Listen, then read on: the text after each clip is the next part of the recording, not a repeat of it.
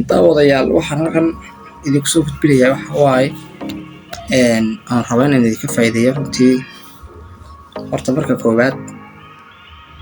ku soo biir channelka oo muuqaalka like saar marka labaad la wadaag saaxiibada oo muuqaalka ku faafiya barihiina bulshada marka saddexaad haddaad hore noola joogtay waad ku mahadsantahay daawada joogitaankaaga waad nala joogi doontaa insha allahu tacaala laakiin haddii aad naga cusub tahay what are you waiting for waxaad sugaysaa naga soo biir oo channelka subscribe saar insha allah waxaan idiin soo gudbin doonaa muuqaallo aad iyo aad u tayo fara badan oo aad u wanaagsan runtii oo laga soo baaran tegay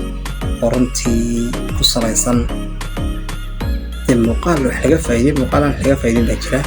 insha allah waxaan idinku soo gudbin doonaa sida internetka looga shaqaysto iyo xirfadaha ka hor yaalla maanta ee hareerahaaga yaalla ee aynu ka faa'iideysan laanahay ayaan 1 iyo 2 iyo 3 iyo 4 idiin soo gudbinayaa ee daawasho wanaagsan.